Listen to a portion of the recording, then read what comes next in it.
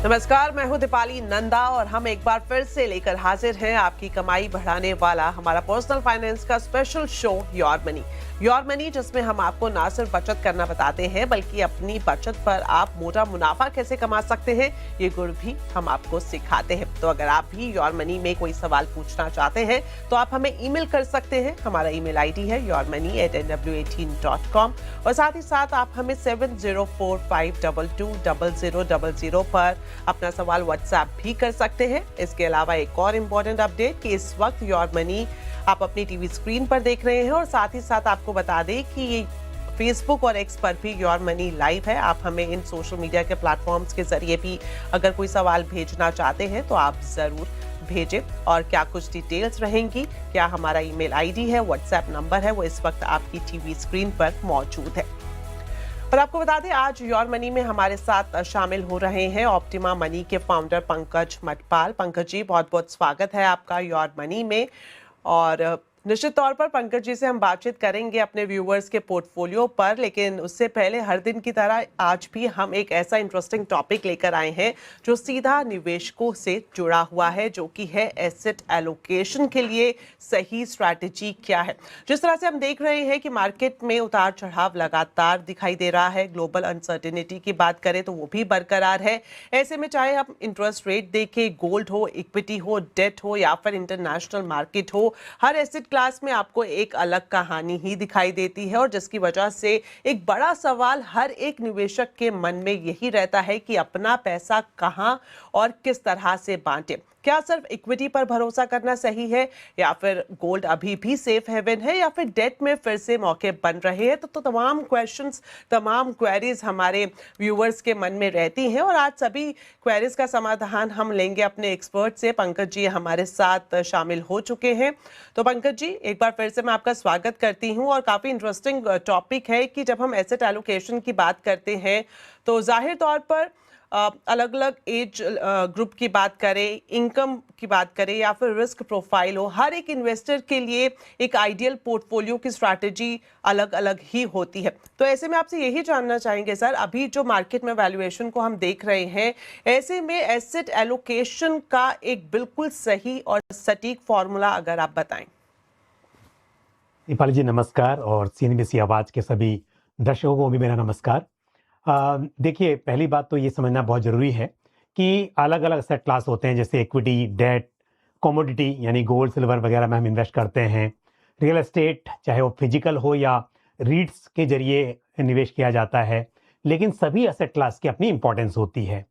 अब इस बात को कई बार निवेशक समझते भी हैं, लेकिन क्योंकि कई बार बायसेस होते हैं अपने इमोशंस की वजह से, जिस तरह के एसेट क्लास में ज्यादा अच्छी प्रोग्रेस, अच्छी परफॉर्मेंस दिखाई दे रही है, वहीं पर ज्यादा निवेश हो जाता है। तो इसके लिए पहली बात तो समझना जरूरी है कि एसेट एलोकेशन यानी कि जो पूरा पैसा है उसे अलग अलग एसेट क्लास में डिवाइड करना जरूरी है। दूसरी बात, उसके लिए कोई ना कोई मॉडल आपको तैयार करना होगा अपनी जरूरत के हिसाब से। ऐसे बहुत सारी स्ट्रेटेजीज होती हैं, पर आज मैं यहाँ पर कुछ 5 स्ट्रेटेजीज यहाँ पर डिस्कस करूंगा। और ये इसलिए जरूरी है क्योंकि आप देखते हैं अगर ऐसा नहीं करेंगे तो आपको ये बात मालूम समझ में आ भी गई, मालूम चल गई कि भाई पोर्टफोलियो में इक्विटी के साथ साथ गोल्ड भी होना चाहिए, सिल्वर भी होना चाहिए। पर होता क्या है कि जैसे आपने देखा कि एक एसेट क्लास में तेजी ज्यादा है तो पूरा पैसा वहां शिफ्ट हो जाता है, क्योंकि वो मॉडल नहीं होता है। तो हम बात करेंगे एक एक करके। तो दीपाली जी, पहली स्ट्रेटेजी जो है बड़ी कॉमन, वो होती है strategic asset allocation. Strategic asset allocation में क्या होता है कि आपको डिसाइड करना होता है कि कितना इक्विटी में आप निवेश करेंगे, कितना कमोडिटी में करेंगे, कितना आप डेट में करेंगे, और ये तय हो जाता है। तो मान लीजिए आपने तय किया कि मेरा लॉन्ग टर्म का गोल है और 60% मेरा इक्विटी होगी, 30% डेट होगा, 10% मेरा गोल्ड एंड सिल्वर होगा, उदाहरण के तौर पर। तो अब यहां पर पहली बात तो यह है कि इस स्ट्रेटेजी में फोकस है आपका कि लॉन्ग टर्म में ग्रोथ मिलेगी आपको और साथ ही स्टेबिलिटी भी मिलेगी। लेकिन यहां पर यह करना बहुत इंपॉर्टेंट है कि समय समय पर यदि जरूरत पड़े आपके एलोकेशन को रिसेट करने की, वो आपको जरूर करना होगा। क्योंकि अक्सर क्या होता है कि मान लीजिए कि आपने देखा कि एक एसेट क्लास ने जो रिटर्न्स हैं वो बेहतर दिए, और जिसकी वजह से आपका जो एलोकेशन हमने डिसाइड किया था कि 60, 30 और 10 हो, पर क्योंकि मान लीजिए इक्विटी के रिटर्न्स बहुत अच्छे हुए और जिसकी वजह से एलोकेशन है वो बिगड़ गया, वो 70 35 ऐसे हो गया या जो भी अलग से बन गया, तो इस केस में आपको टाइम टाइम पर रिव्यू करते हुए इसे रीसेट करना चाहिए और इस हिसाब से ये स्ट्रेटेजी बहुत अच्छी हो सकती है। पर अब क्या होता है, कई निवेशक ये समझते हैं कि ये बात तो सही है कि हमने 60 30 10 कर लिया, पर किसी वक्त पर यदि किसी एसेट क्लास में बहुत अच्छा रिटर्न बन रहा है और हमें उसका फायदा उठाना है तो क्या करें? तो ऐसे में हम कहते हैं कि आप टैक्टिकल एसेट एलोकेशन भी कीजिए। टैक्टिकल का मतलब क्या है कि आपको मालूम चलता है कि आप गोल्ड और सिल्वर में रिटर्न्स जो हैं वो बहुत बेहतर बन रहे हैं, तो उस वक्त पर अगर मान लीजिए आपके पास 100 रुपए हैं तो आपने पहले से 70 रुपए जो है वो तो बराबर से निवेश कर लिया, जो भी स्ट्रेटेजी हमने बात की, स्ट्रेटेजिक एलोकेशन या फिर किसी और तरह से, पर थोड़ा पैसा रखा आपने कि जब मौका आएगा तो उसका फायदा उठाया जाएगा। तो आपने थोड़ा सा अपने पास 20-30% अलग रखा हुआ है, जिससे आप किसी पर्टिकुलर एसेट क्लास में या किसी मार्केट कैप में आपने देखा कि स्मॉल कैप में पैसा ज्यादा बन रहा है तो आपने उस वक्त वहां निवेश कर दिया, या किसी थीम में सेक्टर में अच्छा पैसा बन रहा है तो आपने वो जो पैसा है प्रैक्टिकल एलोकेशन के तहत वहां पर निवेश कर दिया। पर वहां से ये बात भी तय है कि समय समय पर आपको अपना एलोकेशन बदलते रहना पड़ेगा, अदरवाइज होगा ये कि तेजी के मार्केट में पैसा बनता हुआ दिखाई देगा, पर आपने अगर स्विच नहीं किया समय पर तो शायद वो कम भी हो जाएगा। तो टैक्टिकल एलोकेशन क्या है, ये सबके लिए नहीं है। ऐसे निवेशक जो समझते हैं मार्केट को और जिन्हें पता है मैक्रोस के बारे में, सेक्टर्स के बारे में, इकोनॉमी के बारे में, वो टैक्टिकल एलोकेशन कर सकते हैं। उसके बाद आगे बढ़ते हैं डायनेमिक एसेट एलोकेशन के ऊपर, और ये भी बड़ा अच्छा एक तरीका है, अच्छा मॉडल है। डायनेमिक एसेट एलोकेशन में आप करते क्या हैं कि अपने पोर्टफोलियो में जिस एसेट क्लास में आप देखते हैं कि ज्यादा गुंजाइश है पैसा बनाने की और जहां पर रिस्क कम हो सकता है, उस हिसाब से चेंज करते रहते हैं। पर आम आदमी के लिए मैं दीपाली जी आपको बताऊंगा कि बड़ा मुश्किल होता है कि आप सही समय पर सही डिसीजन ले सकें। तो मेरे हिसाब से तो क्या है, मार्केट में अगर हम म्यूचुअल फंड की बात करें तो डायनेमिक एसेट एलोकेशन फंड्स हैं जो आपके लिए काम कर देते हैं। फंड मैनेजर से तय कर लेते हैं कि कब इक्विटी में ज्यादा निवेश करना है, कब कम करना है, कब डेट में बढ़ाना है।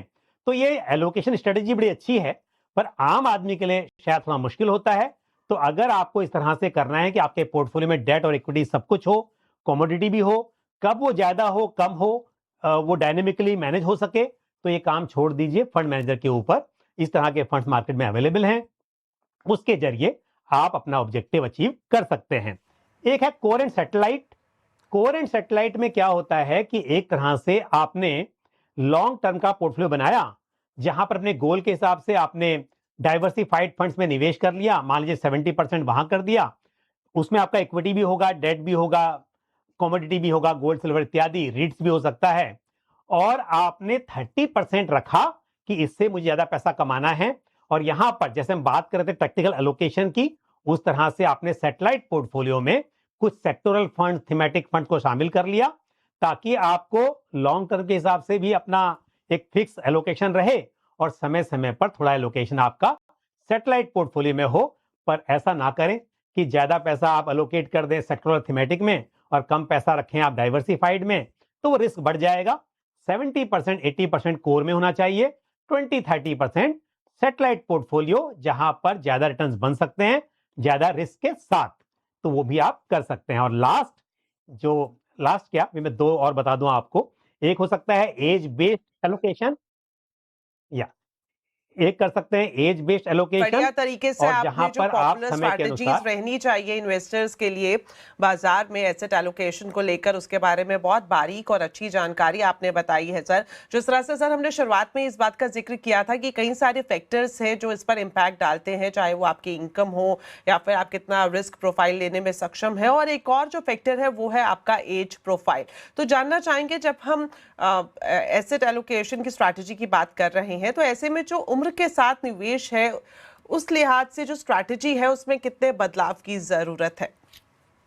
बिल्कुल, देखिए दीपाली जी, बड़ा अच्छा क्वेश्चन है, क्योंकि हम जो बात कर रहे हैं यहाँ पर ये सब चीजें हैं एक्टिवली मैनेज करने वाली। आप बहुत एक्टिव हैं, आपको समझ है, बट ये जो स्ट्रेटेजी अभी आपने बात की एज बेस्ड एलोकेशन की, ये आम निवेशक के लिए बहुत ही अच्छी मानी जा सकती है, क्योंकि ऐसा माना जाता है कि जब आप यंग हैं तो आप ज्यादा रिस्क ले सकते हैं, आप ज्यादा निवेश ऐसे एसेट क्लास में कर सकते हैं जहां पर उम्मीद तो है कि रिटर्न्स अच्छे बनेंगे, पर उतार चढ़ाव भी रहता है। मान लीजिए इक्विटी की हम बात करें, तो जब आप यंग हैं ज्यादा एलोकेशन इक्विटी में करेंगे, और जैसे जैसे एज बढ़ती जाएगी ऑटोमेटिकली आपका एलोकेशन इक्विटी में कम हो जाएगा और डेट इत्यादि में बढ़ जाएगा या कमोडिटी में बढ़ जाएगा। तो एज बेस्ड एलोकेशन एक तरह से ऑटो स्ट्रेटेजी है, जहां पर ऑटोमेटिकली समय के साथ एज बढ़ेगी और आपका इक्विटी में एलोकेशन कम होता जाएगा। और दीपाली जी, मैं फटाफट एक और बता देता हूं यहां पर स्ट्रेटेजी, गोल बेस्ड एलोकेशन। ये मुझे लगता है कि बहुत ही इंपॉर्टेंट है, क्योंकि आपके गोल्स शॉर्ट टर्म भी हो सकते हैं, मीडियम टर्म भी हो सकते हैं, लॉन्ग टर्म भी हो सकते हैं, और उसके हिसाब से आपको कितना एलोकेशन करना है। क्योंकि पहले हम बात कर रहे थे कि 70-30 आप ऐसे कीजिए, या स्ट्रेटेजिक में आप इक्विटी डेट कमोडिटीज में तय कर लीजिए, पर यह बात हमेशा हर गोल के लिए फिक्स नहीं बैठेगी।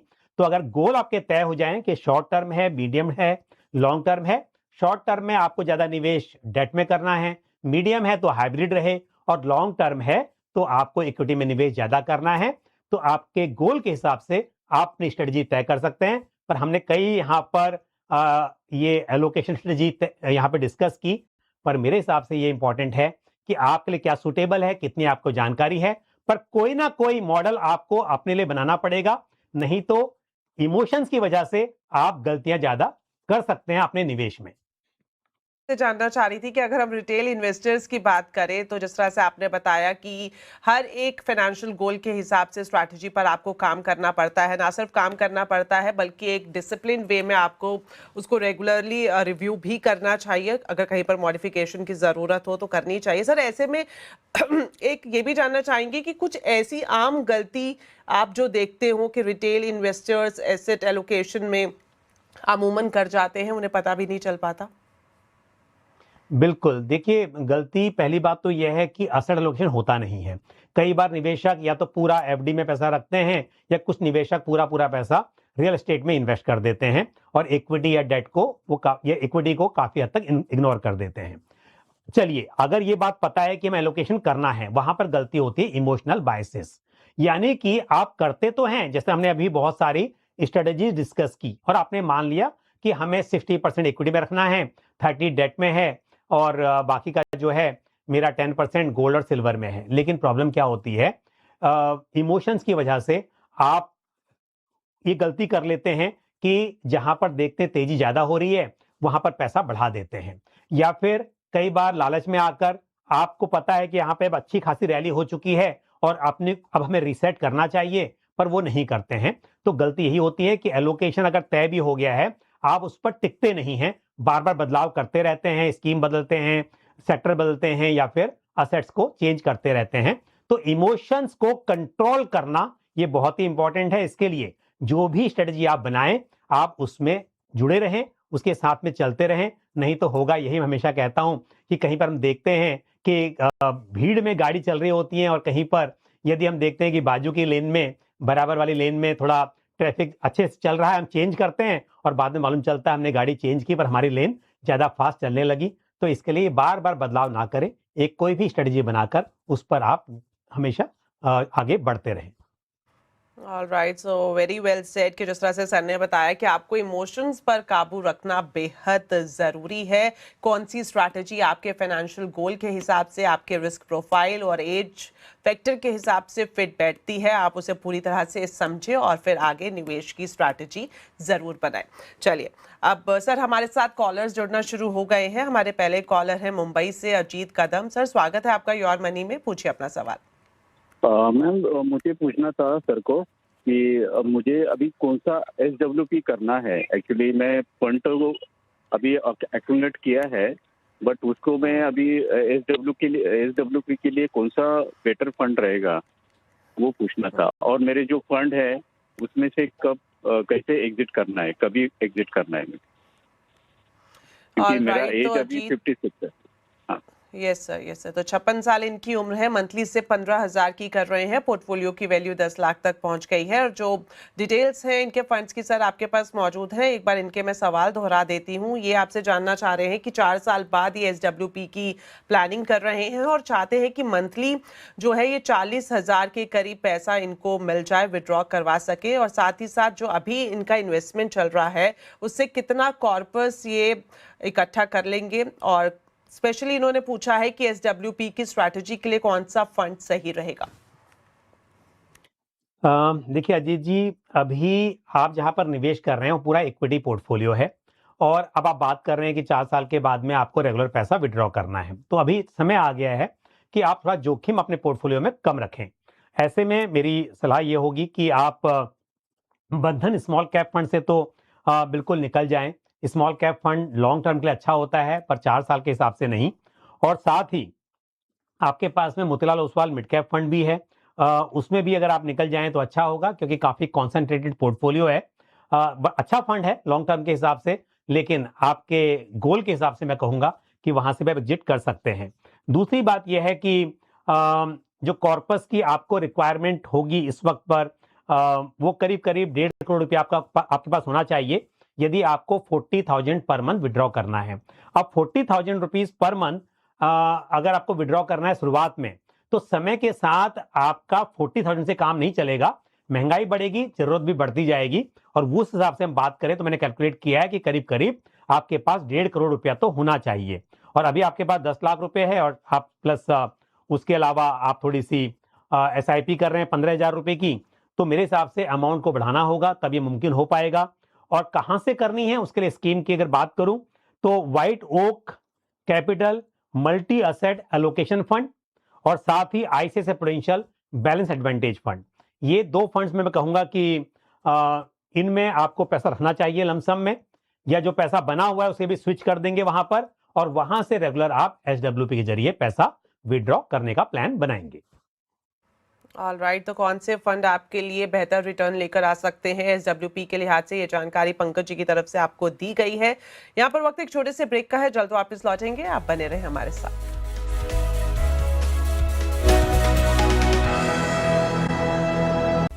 ब्रेक के बाद आपका एक बार फिर से स्वागत है योर मनी में, और आज हमारे साथ पंकज मटपाल जी लगातार जुड़े हुए हैं, जो कि दर्शकों के पोर्टफोलियो पर एडवाइस दे रहे हैं।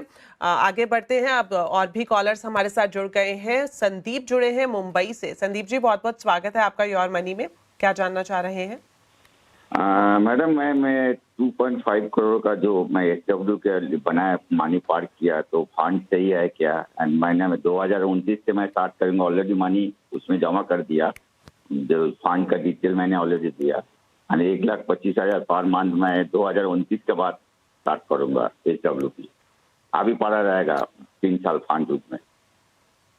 ऑल राइट, तो 57 साल मेरा इनकी फंड उम्र है, सिलेक्शन सही पोर्टफोलियो है क्या? SW का जो फंड मैंने दिया 4-5, वो फंड सही है क्या? बिल्कुल बिल्कुल, हम सीधा पंकज जी से आपका सवाल लेंगे। और सर, जिस तरह से इन्होंने बताया कि पोर्टफोलियो की वैल्यू 2.5 CR तक पहुंच गई है, और मेन फोकस अब ये जो जानना चाह रहे हैं सवाल SWP से ही है। ये जनवरी 2029 से चाहते हैं कि इनको मंथली 1,25,000 की निकासी ये आसानी से कर सकें। तो जो इनका फंड सिलेक्शन है, क्या वो सही है या नहीं? और जो फिर ये भी साथ में पूछा है कि 10 साल तक अगर ये मंथली जो विड्रॉल कर रहे हैं, उसके बाद इनके पास कितना कॉर्पस बचेगा? बिल्कुल, देखिए 2.5 करोड़ रुपया आपने ऑलरेडी इन्वेस्ट किया हुआ है, प्लस PPF में भी आपका निवेश है। बल्कि मैं अगर सीधे म्यूचुअल फंड की बात करूँ 2.5 करोड़ की, तो उसमें भी आप कह रहे हैं कि अभी 3-4 साल रुकने के बाद में आप स्टार्ट करेंगे 1,25,000 रुपया, तो आसानी से कर सकते हैं। और जैसा आपने कहा है कि 10 साल तक करने के बाद में कितना पैसा बचेगा, तो उम्मीद है 2.5 करोड़ से भी ज्यादा, डिपेंड करता है रिटर्न्स किस तरह के रहेंगे, पर 10% का भी रिटर्न में मान के चलूं हाइब्रिड फंड से, तो भी करीब 2.5 करोड़ से ऊपर आपके पास पैसा बचना चाहिए, ये उम्मीद आप रख सकते हैं। स्कीम भी अच्छी सिलेक्ट की है, सारी की सारी स्कीम जो है वो हाइब्रिड है, उसमें डायनेमिक एसेट एलोकेशन फंड्स भी हैं और मल्टी एसेट एलोकेशन फंड्स भी हैं। ये सही फंड्स हैं, इन्हीं में आप बने रहिए। और जो PPF है उसमें भी आप निवेशित रह सकते हैं, क्योंकि ऑलरेडी इक्विटी में अच्छा एलोकेशन है, तो उसे स्विच करने की जरूरत नहीं है। सब कुछ ठीक है मेरे हिसाब से, और 2.5 करोड़ या उससे ज्यादा पैसा बचा रहेगा आपके पास 10 साल तक, 1.25 लाख रुपए महीना निकालने के बाद भी। तो चलिए, बढ़िया पोर्टफोलियो है, कुछ खास बदलाव की सलाह यहाँ पर नहीं दी गई है। अब बढ़ते आगे और अब हमारे साथ जोधपुर से कमल जुड़ गए हैं। कमल जी, स्वागत है आपका योर मनी में। बताएं क्या पूछना चाह रहे हैं। ऑल राइट, इनका क्वेश्चन हम ले लेते हैं। और सर, जिस तरह से इन्होंने जो हमारे पास जानकारी भेजी है वो ये बता रही है कि 36 साल इनकी उम्र है। मंथली सिप अभी ये 33,500 रुपए की कर रहे हैं और पोर्टफोलियो की वैल्यू 11 लाख तक पहुंच गई है। और यहाँ पर ये सालाना स्टेप अप भी करना चाहते हैं 10% का। और जो इनका लक्ष्य इन्होंने रखा है अगले 8 सालों के लिए 1 CR का रखा है। पोर्टफोलियो में जो फंड सिलेक्शन है क्या वो सही है या नहीं, ये जानना चाह रहे हैं। और साथ ही साथ इनका ये भी सवाल है कि क्वांट मिड कैप फंड की बात करें तो 2 साल से रिटर्न वैसा नहीं मिला है जिसकी उम्मीद की जा रही थी। ऐसे में क्या राय रहेगी, क्या ये फंड में बने रहें या फिर वहां से निकल जाएं? बताएं। देखिए, काफी सवाल हैं इसमें, तो पहली बात करते हैं इनका कितना पैसा बनेगा।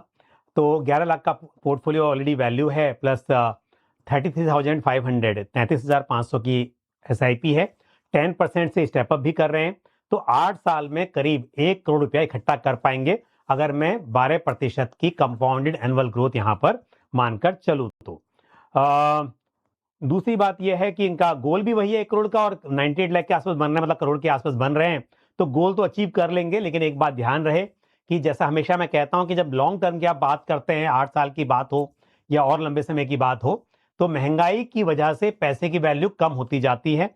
और इस हिसाब से मैं कहूंगा कि जितना पैसा बढ़ाना चाहें और बढ़ाते रहें समय के साथ। 10% स्टेप अप तो आपने कहा ही है, और उसके अलावा जब जब इनकम बढ़े तो टॉप अप भी करते रहें। दूसरी बात यह है कि अगर मैं ये भी कहूं कि 98 लाख बन रहे हैं, 1 करोड़ की आप बात कर रहे हैं, हालांकि बहुत क्लोज है, पर अगर हो सके तो 33,500 की जो SIP कर रहे हैं अभी आप, उसे बढ़ाकर 35,000 कर लें, यानी कि 35,000 को कर लें। अगर आप 1,500 से बढ़ा लें इस वक्त पर, और फिर आगे चलकर जो आपने कहा है कि 1,500 10% से स्टेप अप करेंगे, वो आप जारी रखें, तो आप आसानी से 1 करोड़ बना पाएंगे। और इसका फायदा ये भी होगा कि महंगाई अगर बढ़ रही है तो भी आपको पैसा थोड़ा ज्यादा भी बनता है, तो वो आपके लिए अच्छा रहेगा। दूसरी बात स्कीम को लेकर, पहली बात तो आपने जो पूछा कि क्वांट मिड कैप फंड में क्या करें, तो मेरी सलाह ये होगी कि आप वहां से निकल सकते हैं, क्योंकि कुछ समय से फंड की परफॉर्मेंस सही नहीं चल रही है। और दूसरी बात, देखा जाता है कि जो क्वांट म्यूचुअल फंड है उनकी जो स्ट्रेटेजी है वो मोमेंटम बेस्ड होती है। और मोमेंटम क्या होता है, जब मार्केट में तेजी होती है उस वक्त पर आप देखेंगे कि स्कीम की परफॉर्मेंस अच्छी होती है, लेकिन जब मार्केट में माहौल जो है वो बहुत अच्छा नहीं होता है, तो उस वक्त पर इस तरह के फंड्स में आप अच्छी तेजी नहीं देखेंगे। तो अगर आप एक लंबे समय के निवेशक हैं तो मेरे हिसाब से आपको ऐसे फंड्स में निवेश करना चाहिए जहां पर हर तरह के फैक्टर्स, चाहे वैल्यू हो, ग्रोथ हो, मोमेंटम हो, लो वॉलेटिलिटी हो, सभी तरह के फैक्टर्स एक निवेश का जो मॉडल है उसमें शामिल हो। तो इसके लिए मैं सलाह दूंगा कि आप क्वांट मिड कैप फंड से निकलकर ICICI prudential mid cap fund में स्विच कर सकते हैं। उसके अलावा एक और राय भी है, आपका निवेश SBI स्मॉल कैप फंड में भी है। और SBI स्मॉल कैप फंड में भी देखा जाए तो काफी समय से जो जो पीयर फंड्स हैं, दूसरे जो फंड्स हैं उसी कैटेगरी में, उनकी बात की जाए या बेंचमार्क की बात की जाए, तो फंड की परफॉर्मेंस बहुत अच्छी नहीं रही है। और मेरी राय ये होगी कि यहां पर आप Motilal Oswal small cap fund में स्विच कर सकते हैं। तो 2 स्कीम से मैंने आपको स्विच करने की सलाह दी है, और बाकी जो फंड्स हैं वो सभी सही लग रहे हैं। ऑल राइट, तो काफ़ी अच्छे तरीके से आपने पूरा रिव्यू इनको बताया है कि आप कुछ मॉडिफिकेशन करने की ज़रूरत है इनको अपने पूरे प्रोफाइल में। सर, यहाँ पर वक्त अब चूंकि कम ही बचा है शो में, आपसे जानना चाहेंगे टॉप 4 फंड्स। टॉप 4 फंड देखिए, अगेन मैं लॉन्ग टर्म के हिसाब से बताऊंगा, तो ये इक्विटी फंड्स हैं, ICICI prudential mid cap fund, HDFC flexi cap fund, Mahindra Manulife multi cap fund, और साथ ही Motilal Oswal large and mid cap fund. आप लंबे वक्त का नजरिया रखते हैं तो जिस तरह से टॉप 4 फंड्स पंकज जी की तरफ से सुझाए गए हैं, इस वक्त आपकी टीवी स्क्रीन पर है ICICI prudential mid cap, HDFC flexi cap fund, Mahindra Manulife multi cap fund और इसके अलावा Motilal Oswal large and mid cap fund. और जो यहाँ पर आपको एडवाइस दी गई है, सलाह दी गई है, वो लॉन्ग टर्म नजरिए के हिसाब से दी गई है। तो अगर आपका भी ये विचार है कि आप लंबे वक्त तक अपना इन्वेस्टमेंट जारी रखना चाहते हैं तो ज़रूर इन्हें कंसीडर कर सकते हैं। तो चलिए sir, thank you so much, आपने हमारे शो के लिए वक्त निकाला और इसी के साथ ही हमारे सभी दर्शकों का भी बहुत बहुत धन्यवाद। इसी तरह से आप हमें अपनी क्वेरीज भेजते रहें और हमेशा की तरह हमारी कोशिश यही रहेगी कि अपने शो में आपकी उन तमाम क्वेरीज को हम अपने एक्सपर्ट के जरिए सॉल्व करवाएं। फिलहाल के लिए इजाजत दें, नमस्कार।